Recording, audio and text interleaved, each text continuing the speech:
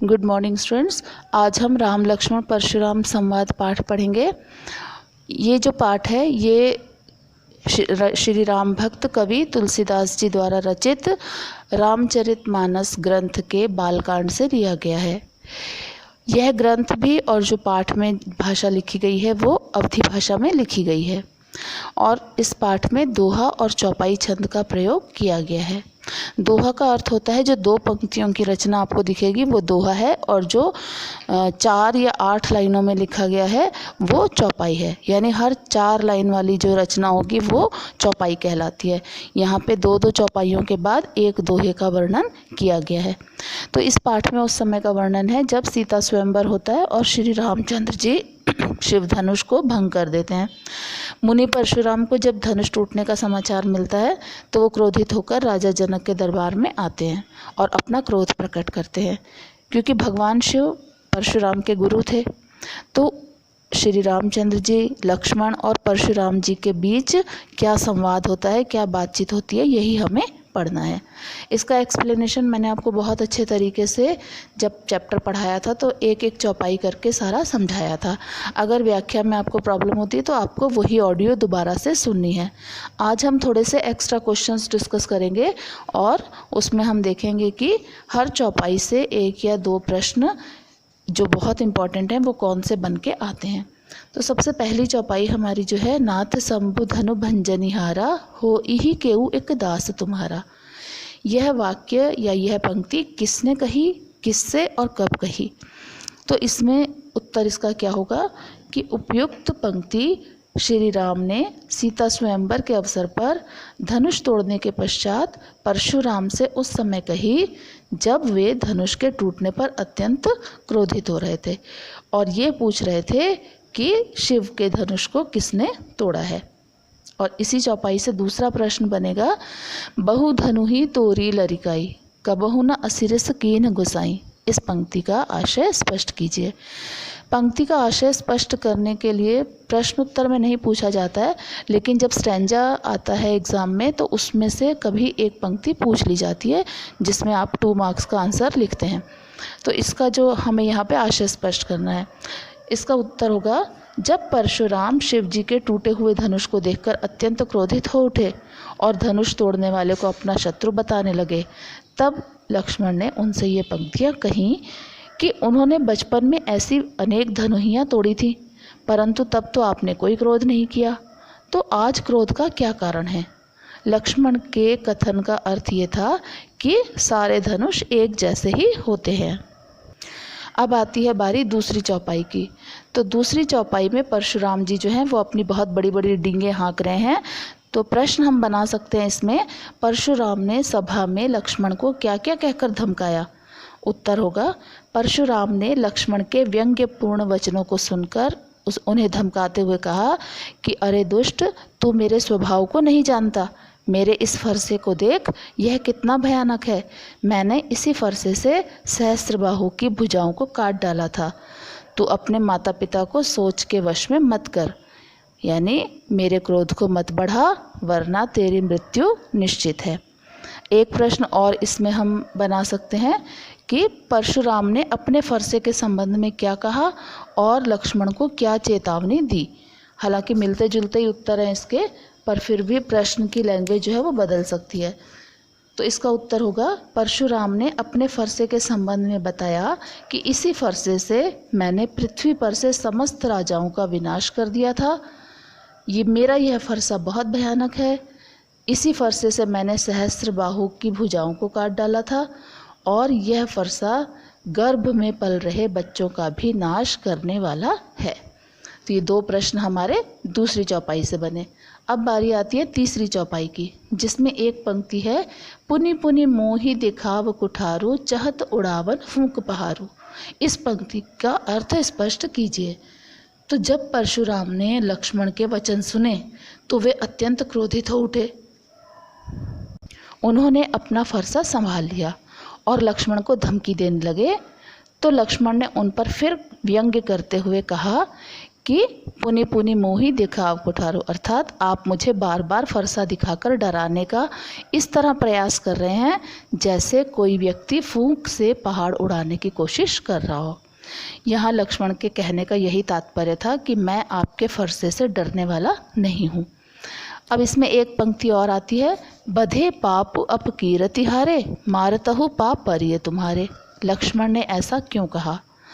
अब लक्ष्मण के अनुसार उनके रघुकुल में, उनका जो कुल है रघुकुल, उसमें ईश्वर के भक्त, ब्राह्मण, देवता और गाय, इन चारों पर शस्त्र नहीं उठाया जाता, इन पर क्रोध नहीं किया जाता। तो इसीलिए लक्ष्मण ने परशुराम जी से कहा कि यदि आप मुझे मारेंगे, अगर आप मुझ पे शस्त्र चलाएंगे तो भी मैं आपके चरण स्पर्श ही करूँगा, क्योंकि आप तो ब्राह्मण हैं। लक्ष्मण के अनुसार आप ब्राह्मण को मारने से पाप लगता है और अगर उनसे हार जाते हैं तो अपयश होता है। अपकीरति हारे मतलब यश की प्राप्ति होती है हारने से। अब इसके बाद में हम बात करेंगे चौथी चौपाई की। चौथी चौपाई जो है, इसका जो दोहा है, उससे हम ये प्रश्न बना सकते हैं कि लक्ष्मण ने शूरवीर और कायर की तुलना कैसे की है। लक्ष्मण ने शूरवीर और कायर की विशेषताएं बताते हुए परशुराम से कहा कि शूरवीर तो युद्ध में अपनी वीरता का प्रदर्शन करते हैं, यानी वीरता का कार्य करके दिखाते हैं, अपनी वीरता का बखान नहीं करते रहते। और जो कायर लोग होते हैं वो युद्ध में शत्रु को अपने सामने देखकर अपने प्रताप की डींगे हाका करते हैं। तो इस व्यंग्य के द्वारा उन्होंने परशुराम जी की बड़ी बड़ी बातें कहे जाने का मजाक बनाया है। एक प्रश्न और इसमें से हम बना सकते हैं, परशुराम की क्रोध भरी बातें सुनकर लक्ष्मण ने क्या उत्तर दिया। इसमें हम इसका उत्तर लिखेंगे कि परशुराम की क्रोध भरी बातें सुनकर लक्ष्मण ने उन पर व्यंग्य करते हुए कहा कि हे मुनि, आपका सुयश आपके अलावा कोई और कैसे वर्णन कर सकता है। आप अपने मुंह से अपने कार्यों के बारे में अनेक प्रकार से कह चुके हो। अगर आपको इतने पर भी संतोष नहीं हुआ तो अपने क्रोध को रोककर दुखी मत होइए। कुछ और यदि कहना चाहते हैं तो आप वो भी कह लीजिए।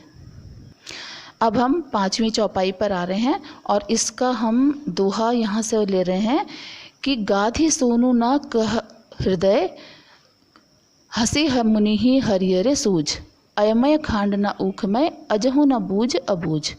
इस दोहे का अर्थ स्पष्ट कीजिए। ये भी बहुत इम्पॉर्टेंट है और इसको कई तरीके से प्रश्न पूछा जाता है। जैसे अयमय खांड न ऊखमय का क्या अर्थ है, तो गाधी सोनू कौन है या गाधी सोनू से आप क्या समझते हैं। तो यहाँ मैं आपको एक दो चीज़ें बता दूँ। गाधी सोनू का अर्थ है विश्वामित्र, जो श्री रामचंद्र जी के और लक्ष्मण के गुरु थे। और अयमय का अर्थ होता है फौलाद या लोहा। ऊखमय का मतलब होता है गन्ना, गन्ने से बना हुआ। तो इस पंक्तियों, इन दोनों दोहों, इस दोहे का अर्थ निकलेगा, जब विश्वामित्र ने परशुराम के अहंकार पूर्ण वचनों को सुना तो वो मन ही मन हंसने लगे और सोचने लगे कि लगता है परशुराम ने अभी तक राम और लक्ष्मण की वास्तविकता को पहचाना नहीं है। वे उनको गन्ने से बनी खांड की तलवार समझ रहे हैं, परंतु राम लक्ष्मण तो लोहे के बने खांडे के समान है। खांडे मतलब तलवार के समान है। अज्ञानता के कारण उन्हें चारों ओर हरा ही हरा सूझ रहा है। उन्हें या तो ऐसा वो जानबूझकर कर रहे हैं या वो जानकर भी अनजान बन रहे हैं। तो ये हमारे इस दोहे का अर्थ निकल के आएगा। अब हम आखिरी चौपाई जो है उस पर आते हैं, जिसमें प्रश्न बन सकता है कि लक्ष्मण के किन वचनों को सभा ने अनुचित कहा। जहाँ ये लाइनें आती है ना, हाय हाय सब सभा पुकारा, कि अनुचित बात कही है लक्ष्मण ने। तो इसमें हम देखेंगे, जब लक्ष्मण ने परशुराम से चुभने वाले वाक्य कहे, जो व्यंग्यपूर्ण वाक्य कहे, तो परशुराम का क्रोध बहुत बढ़ गया। वे अत्यंत क्रोधित हो उठे और उन्होंने अपना फरसा संभाल लिया। लक्ष्मण इस पर व्यंग्य करते हुए बोले कि मैं आपको ब्राह्मण समझकर छोड़ रहा हूँ। लगता है आपको युद्ध भूमि में कभी वीर और सच्चे योद्धा नहीं मिले, तो आप तो घर के ही बड़े हो, घर के ही शेर हो। तो लक्ष्मण के इन वचनों को सभा ने अनुचित बताया था। एक प्रश्न और इसमें से बन सकता है, लक्ष्मण के किन वचनों को सुनकर परशुराम का क्रोध बहुत बढ़ गया। जब लक्ष्मण ने परशुराम से कहा कि आपके स्वभाव को कौन नहीं जानता, वो तो सारे संसार को मालूम है। आप माता पिता का कर्ज तो उतार चुके हैं और अब मुझे मारकर गुरु का कर्ज उतारना चाहते हैं। तो किसी हिसाब करने वाले को बुला लीजिए, मैं थैली खोलकर ऋण सहित ब्याज उतार दूंगा। तो इन व्यंग्यपूर्ण वचनों को सुनकर परशुराम का क्रोध बहुत बढ़ गया। अब जो प्रश्न मैं एक आखिरी में और आपको बताने वाली हूँ वो किसी चौपाई में से नहीं है, बल्कि अगर हम पूरे पाठ का कंक्लूज़न करें तो उसमें ये प्रश्न बन के आ सकता है कि राम और लक्ष्मण के व्यवहार की तुलना कीजिए।